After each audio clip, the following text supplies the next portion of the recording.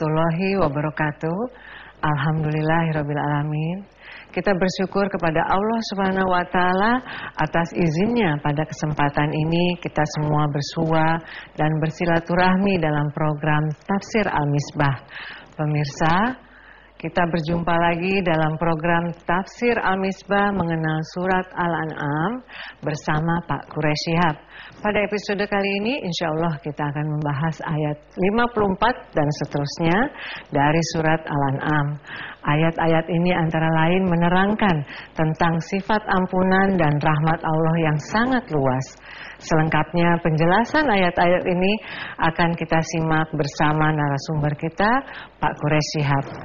Apa kabar Bapak hari ini? Alhamdulillah. Kita juga ditemani oleh jemaah pengajian Majelis Taklim Anisa, pengurus Pusat Bayangkari Mabes Polri, juga pengajian Usuluddin Al-Azhar Kembangan. Assalamualaikum ibu-ibu yang cantik.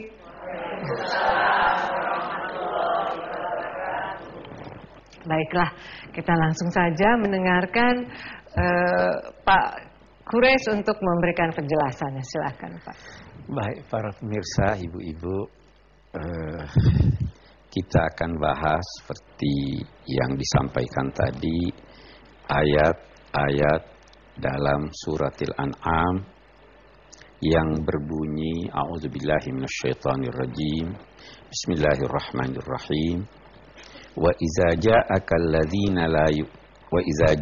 alladzina yu'minuna biayatina faqul salamun alaikum kataba rabbukum ala nafsihir rahmah, dan seterusnya.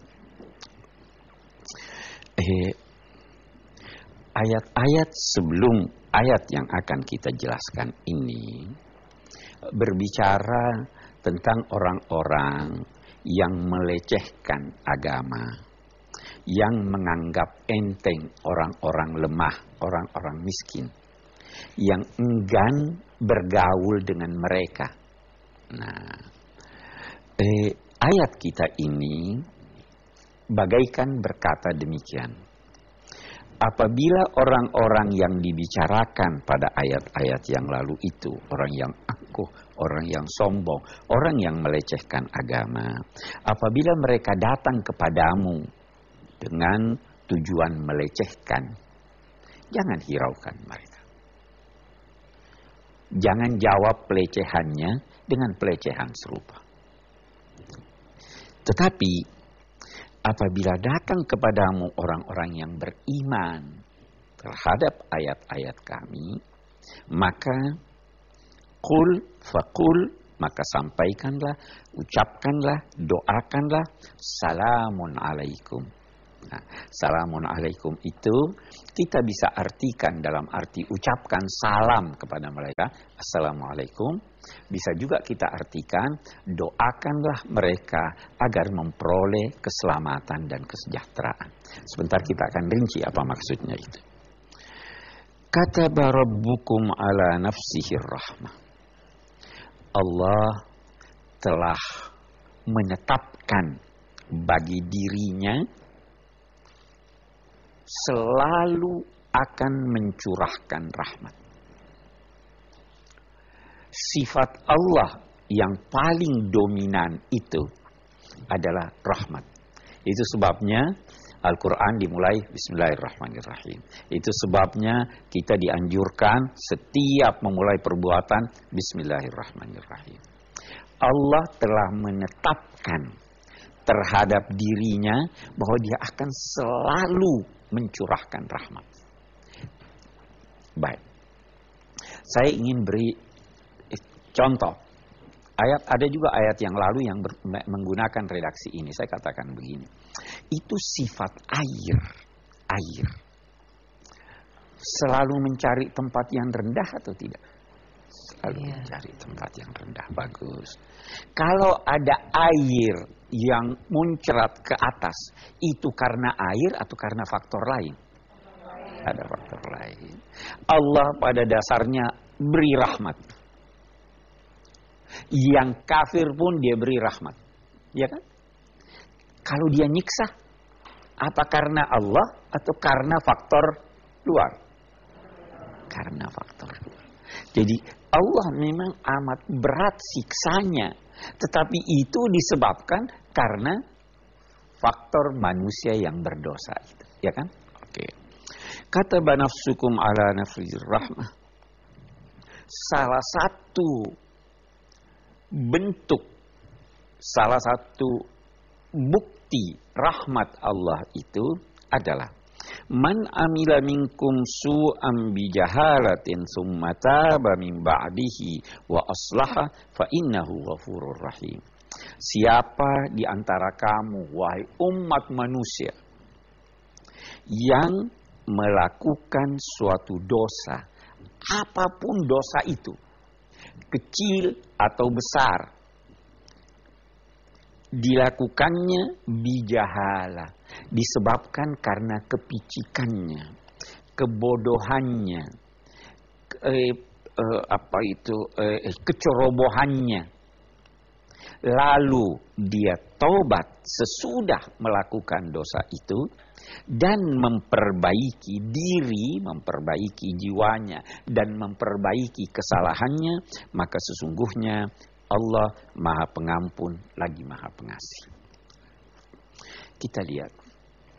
Di sini ada dikatakan siapa yang melakukan dosa karena kecerobohannya. Siapa yang melakukan dosa karena ketidaktahuannya. Nah, sekarang kita mau bertanya. Apakah orang yang melakukan dosa dengan sengaja? Dia sudah tahu bahwa itu dosa tetapi masih dia lakukan. Diampuni Allah atau tidak? Diampuni. Diampuni juga. Bagus. Kalau begitu kalimat siapa di antara kamu yang melakukan dosa apapun dosa disebabkan karena kecerobohannya, disebabkan karena kecerobohannya itu bukan syarat. Bukan syarat. Dia hanya ingin memberi isyarat bahwa seorang yang beriman itu, kalau dia melakukan dosa itu mestinya bukan karena dia sengaja. Tetapi kalau ada orang buat dosa dengan sengaja tetap diampuni.